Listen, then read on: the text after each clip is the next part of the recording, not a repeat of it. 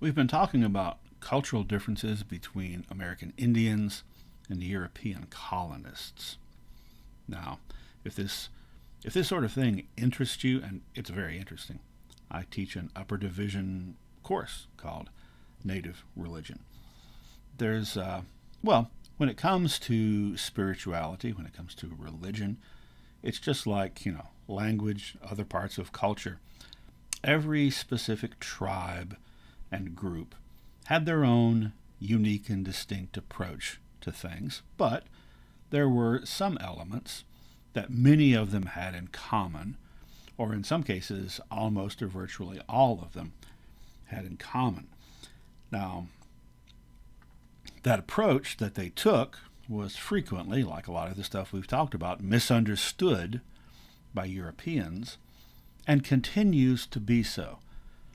I remember when I was a graduate student, I was sitting in on a class of one of my professors. It wasn't my class, he was teaching undergrads, uh, basically the class that I'm teaching right now.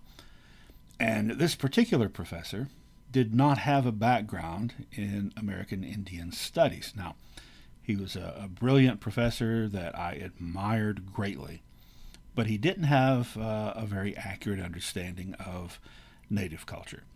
And what I'm getting at was I was sitting there and I heard him tell the students that one of the reasons the European colonists couldn't identify with Native Americans is because Native Americans worshipped trees.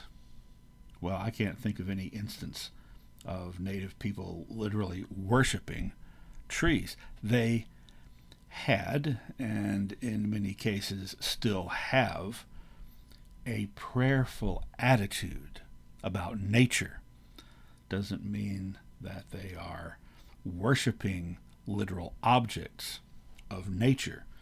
So that's the kind of misunderstanding that can lead to minimizing the spiritual experience of Native people. I don't know if any of you've ever seen the TV series that used to be on HBO, the Western Deadwood. If you haven't, you should because it's very good. But one of the things in it that pertains to what we're talking about here, it was set in the 1870s in Dakota Territory, is that some of the white characters referred to Indians as dirt worshippers. So it's the same that same kind of thing, and unfortunately, that type of misunderstanding is still prevalent. Now, I said that there's things that virtually everyone had in common. One is the idea of one overarching creator spirit. Now, how that creator spirit was described or approached or visualized, that might differ from tribe to tribe. Among some among some tribes, like the Iroquois, for example, the creator spirit is female. Um, Among the Lakota, the Sioux, and the northern plains, just to give you an idea of what I'm talking about, their word for the creator is Wakantanka. Now, Wakan means sacred, but it can also mean mysterious, and Tonka means big. So that word was mistranslated by Americans as Great Spirit, but that's not literally what it means. What it means literally is big mystery, great mystery. That's how they viewed the Creator Spirit, something that is beyond the comprehension of mortal humans. They also referred to Wakantanka, the Creator, as Tonkashila, which means grandfather. Now that's a little bit different from the European approach, right, where God is called Father, and the Iroquois approach, where God would be called Mother. In this case, grandfather. Why grandfather? Well, this is true of the Lakotas. It's true of probably most tribes' traditional approach. There's an overarching creator, and then there are other kind of lesser deities, like sub-divine beings. So in the Lakota worldview, you have Tunkashila Wakantanka, the grandfather, and then below that you have Makpia Ate, Father Sky, and Inamaka, Mother Earth. So that's why the Creator is the grandfather, not the father, because life comes, and this is very poetic, life comes when Father Sky makes love to Mother Earth and conceives life. And that's a very poetic type of imagery, but it's also accurate. That's describing photosynthesis, isn't it? So that's where life then comes from. And then among the Lakotas, there's also the concept of Tate Topa, the four winds, or the four directions, each one representing a different power of the universe. And some cultures are even more complex than that. Some cultures are less complex than that. Actually, what I've noticed is that the environment plays a large role in it. In areas where the native people faced a very harsh and rugged environment, like the Arctic, for example, they had to spend most of their time just trying to survive, trying to find enough food to survive. Their cosmology, their spiritual approach, tends to be simpler, more direct, with fewer characters, you might say. And then you have a group like the Pacific Northwest coastal Indians, where they were living in a very lush area where there was plenty of bounty from the sea and from the forested mountains around them. And they had more time to think about religion, and their spiritual approaches were like their culture and their society, more structured and more complex. Anyway, point is, the idea of an overarching creator and other spirit beings exists, throughout native culture. Now, when the European colonists first encountered Native Americans, of course, they viewed them as savages, barbarians, uncivilized, pagan, heathen, etc. And many early Europeans said that, from what they could tell, Indians had no religion at all. That's because their religion wasn't expressed the same way as Europeans. When these English or French observers interacted in the villages of these native tribes, they didn't see all the Indians gather at a certain place at a certain time of the week and say certain words. Sometimes they didn't see that at all. Sometimes they saw it, but it wasn't frequent. What they didn't understand is that the mindset of those people in the villages was that they were in sort of a prayerful attitude toward nature, like I said, all the time. So everything they did was part of their religion and had a religious component to it. Now, I mentioned the four directions. Let me not get ahead of myself. Let me just point out that in addition to the idea of there being different beings, there's also frequently the idea that spiritual power suffused everything, that it connected everything together, this spiritual power, this mysterious, Wakan, the Lakota would say, and that it could be tapped into if you knew how, if you had the talent or the skill that you developed over time. You could tap into that spiritual power. Now, maybe that sounds familiar if you're a nerd like I am. That's the Force from Star Wars, binding everything together, and that if you have the natural talent and you train for it, you can tap into that, you can touch it, you can become a part of it. I don't think that George Lucas took that from native culture. I think he took it from Asian culture because there's a lot of similarities there, particularly in the traditional religion of Japan, Shinto, which the people who were indigenous to Japan before the people we now know as the Japanese came there, the concept of kami, of spirits that suffused certain areas were more holy than others. That same kind of idea. And this is where now I had earlier started to get ahead of myself and talk about the four directions, the four powers, each one representing a different power of the universe, all of them together in balance. And that is, if you could boil it down to come up with one of perhaps the most important concepts in Native American spirituality and philosophy, it would be balance. Now, Europeans weren't real big into balance. They were a little bit unbalanced in their approach to things. But this idea of balance, well, there's, to go back to the Lakota, there's an expression that is frequently used still in Lakota prayers. Mitakuye oyasin. Mitakuye oyasin, which literally means all my relations.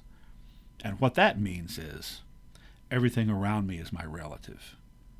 I am related to everything. Everything is tied together. So it's like the universe is like a spider web, so that if one strand is disturbed, what happens? It affects the entire web. And that is what also contributed, in addition to the concept of time we talked about earlier, where there's always more awareness of the future and the past.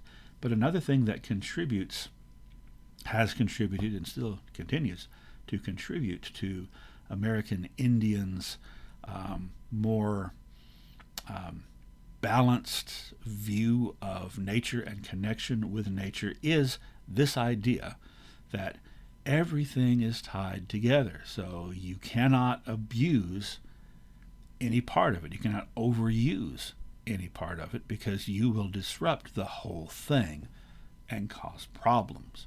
Now, this idea of balance is sometimes expressed in particular imagery, like what we have right here. The circle with a kind of a plus sign in the middle of it. That is a symbol that appears in Native culture throughout the American South, the American Midwest, and all the way up to the northern plains, all of which, about 1,500 years ago, were part of an elaborate trade network in which a lot of religious ideas also kind of traveled. So up on the left, you have kind of a crude version of this. It looks like a rough drawing. This is a symbol that was found at an archaeological site carved into I don't remember if it's a piece of pottery or a rock at a very old, I think, Muskogean village. And then on the right, you have the same thing, although here you have different colors associated with it. And it's each of these things are made of wood and wrapped with painted leather in this case. And this is a symbol. It's called the sacred hoop, a symbol of the Lakota and other northern plains tribes. And what it means, and by the way, the Cherokees have something very similar, but the color scheme is different. But what this means is that each of the four arms of that cross are one of the four directions, one of the four powers, each one representing something different. So you've got white that represents north. And by the way, it's not arranged in the same way that a Western-style compass is. Anyway, you've got the white that represents north, which represents purity and peace.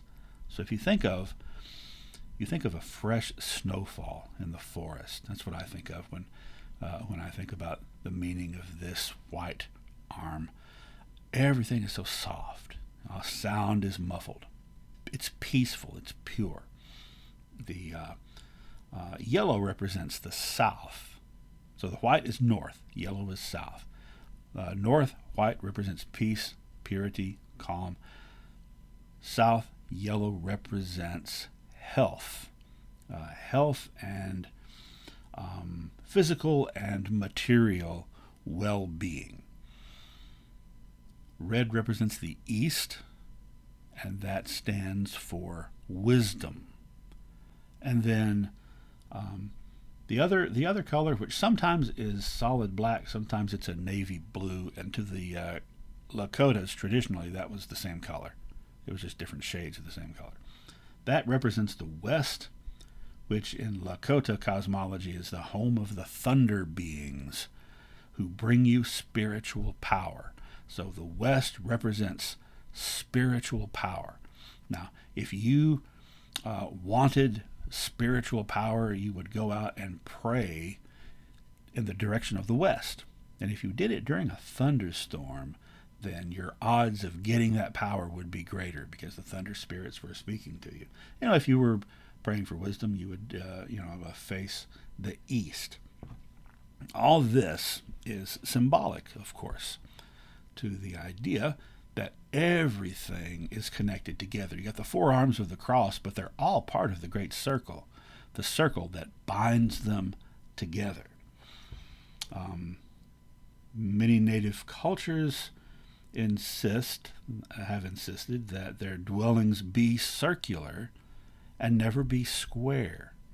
Remember the map that Catawba drew and how he differentiated between white people and native people living in squares as opposed to being circles, right? Because squares are generally manufactured. They're made by man. They're made by human hands, whereas circles are natural occurrences and represent, therefore, nature. So, because of this need for balance, if you go out and you hunt and you take more than you need because you're greedy or because it's fun, you are insulting the circle of life. You are disrupting the balance, and it could have bad consequences. So that's kind of how that thinking would get expressed.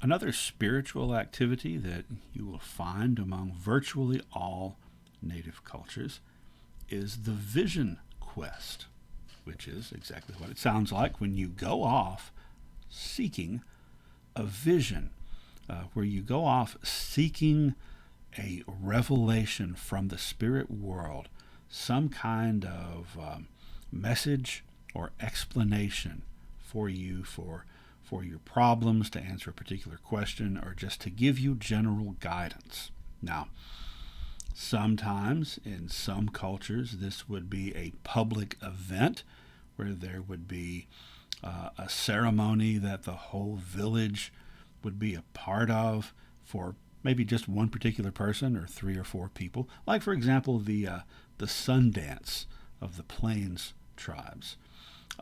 And then on other occasions, it is a very solitary thing in which one person goes off alone to try to find this spiritual message. And there are several common elements. Now, one of them is that you would seek a high place, go way up on a mountain, maybe up on a cliff. And that's because you're closer to the heavens that way. By the way, that's why eagles are sacred to many native cultures, because eagles fly the highest of all the birds and are therefore closest to heaven and therefore more sacred. So go up on a high place, or maybe go to a place next to running water, because that is generally considered to have strong spiritual powers.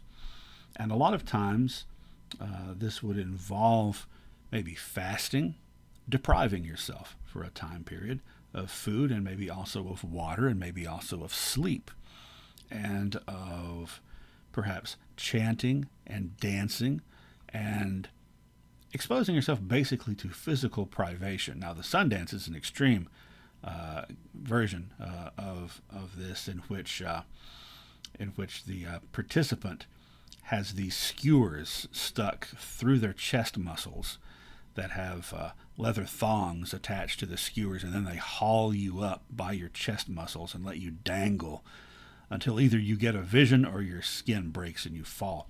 Um, that sounds like an unpleasant experience, and I'm sure it is. But if it sounds kind of weird and you're coming from a Western or a European or a Christian framework, bear in mind that monks, Catholic monks in the Middle Ages and later, would frequently beat themselves.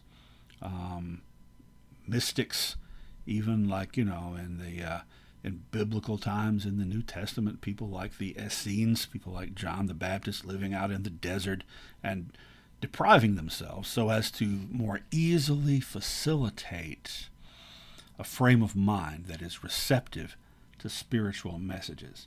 Now, this differs also in culture, from culture to culture, as to who and when this is done. In some cultures, it is a coming of age ritual. When you are at the age that you are about to enter adulthood, then you are required to go off alone and do one of these things to get a message that's going to tell you the course of your life. In other cases, it may just be that you have a perplexing problem, you have a difficulty, and you want an answer to it. So you just go and seek that answer from the spirit world. All right, another thing that is virtually ubiquitous, you see it almost everywhere, not quite, but almost, is the sweat lodge. And this is where there's this circular little structure is built. It's usually a temporary structure, but not always. Sometimes there are permanent ones. And you build a fire outside the structure and you put stones, big stones, in that fire for like 2 or 3 hours until the stones get red hot. And inside the structure, there's a pit. And you move those red hot stones, not by hand, and you put them in that pit inside, and you close the door, and then the person conducting the ceremony has basically a bucket of water with a dipper, like a gourd dipper, and they pour water on the red hot stones, and you're inside the structure with the door closed. So what do you have? A sauna, basically. And this opens up your pores, but it also is meant to open up your mind, open up your spirit, and make you more receptive. If you ever experience this, you will find that it is a bizarre feeling when you step out into the cold air after being inside a place like this, that you seem much more attuned to everything going on around you. And this would be used, it's a purification ritual, it's to purify you. So you might just do this just because you want to be purified.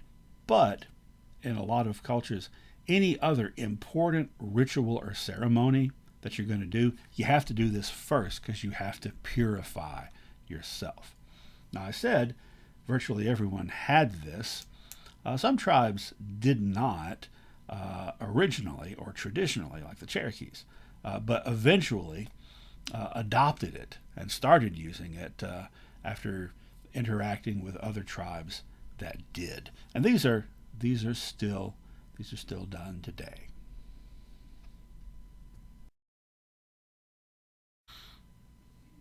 Something else that is almost universal in American Indian culture is ball games. And this is not just native culture in North America, but Central and South America as well. Although there are different versions, some of the South American versions are maybe a little more similar to soccer.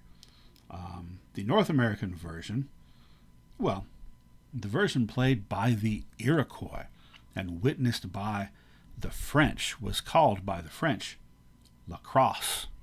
So that is the origin of lacrosse. It is a native game. And you can see here some of these folks playing. The goal would, well, the goal would differ slightly from culture to culture. In some regions, you're trying to scoop up the ball and you're trying to throw it over a goal post. In others, like in some Cherokee versions, there is a tall pole in the middle of the field with a wooden carving of a fish, like a weather vane on top, and the goal is to hit that and make it spin, and then you get a point. And this was taken very seriously.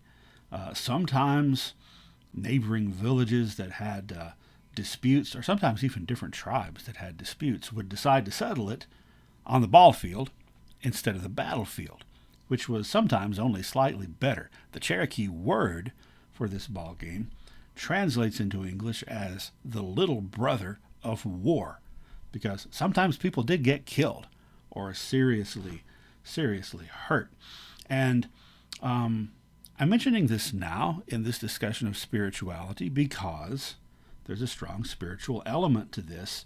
It's not just a game, but the playing of the game itself is a ceremony, and it was a very important ceremony. By the way, before I forget to mention this, the northern woodland tribes played, like you can see right there, kind of like similar to lacrosse. The southern tribes played the same way, but instead of one long stick, they had two short handheld sticks. And it's still played today around the country on reservations. I have watched games of the semifinals stickball Cherokee tournament over in North Carolina. It is still pretty rough. By the way, the Iroquois, who they didn't actually invent the game, but they're the ones who first introduced it to Europeans. They field a team in global competition in lacrosse, and the Iroquois League team usually finishes near the top because they know how to play this game. Now, I said it was taken very seriously. Here's how seriously it was taken in the South among Southern tribes. If you had murdered somebody and were therefore subject to execution, if there was a ball game coming up, you got an extension because you got to go to the ball game, right? We're talking about Southern Indians here, after all. And, well, ball games are still like a religion in the South, aren't they? Well, by the way, before I move on, one thing I want to mention about this. Almost every culture did it, and it played a really prominent role in every culture that did. But you never see this in movies about Native Americans. Never. I can think of only a couple of examples when I've seen this portrayed on film in a fictional story. The movie Last of the Mohicans. As they're going into a village, you see some guys off to the side playing, just kind of part of the background. And there was an episode of Hell on Wheels a few years ago that centered on a very brutal game of this sort. All right, finally, in discussing spirituality, it's important to mention the fact that most tribes had the concept of some places being more sacred than others. Some places playing a very prominent role in that tribe's sense of self, in their sense of identity. Now, despite the fact that none of them had the concept that they owned the ground in these areas, they would have strong attachments frequently to certain areas. And I have here a couple of examples. In the upper left, that is what's left of an ancient mound called Naniwea, which is near Philadelphia, Mississippi, and still is, a very, very sacred site, probably the most sacred site to the Choctaw Indians, although, they were removed in the Trail of Tears. 90% of them, the 10% who stayed behind, were not allowed access to this mound. It became the private property of some white guy who used it in his farm. But it is, I think it's a state park now. But it's important to the Choctaws because they believed that this was the site through which human beings first came up from the underworld to live on the surface of the world. And this is, by the way, a fairly common concept across North America, that humans had a subterranean existence, humans and other creatures, and that they had come up into the world as we know it. Now, the Choctaws believed that several different tribes of humans came up from this spot, that the Cherokees came up and then they moved far to the east, and then the Creeks or Muskogees came up and they moved far to the southeast, and then the Choctaws came up after those other tribes. But Choctaws love their mother, the earth, much more than those other tribes do, so they stayed right there with their mother, Naniwea. On the lower right, that spot is in South Dakota, near the Black Hills. It's called Bear Butte, and it is a very sacred site to the Cheyenne people. Now, the Black Hills are sacred to several different tribes. This butte in particular has special significance to the Cheyenne because they believe that their great spiritual leader hundreds of years ago, named Sweet Medicine, went inside this butte and there met the gods who gifted him with the sacred bundles, including the bundle of arrows that is still the symbol of the Cheyenne. Now, the Black Hills were taken from Native peoples in the 1870s, so that's something to think about when we think about tribes being confined to reservations, or sometimes removed to whole other regions other than where they are from. From a Western perspective, we think about, they lost the land. They lost the ownership of the land. That's terrible, but they didn't even think they owned it. They lost access to their sacred places. And for many, like the Choctaws, there was a Choctaw leader during the Trail of Tears who said, this land is where our parents and grandparents and great-grandparents and great-grandparents, where their bones rest, and it is our sacred duty to take care of them, and now we can't. So that was very tragic for those peoples. All right. Well, those are some of the kind of common religious or spiritual themes that run throughout North American tribes that tend to be different from Europeans. Next, we're going to look more closely at that principle of balance and see ways in which that played out in everyday life for Native peoples, and again, how that's going to set up conflict.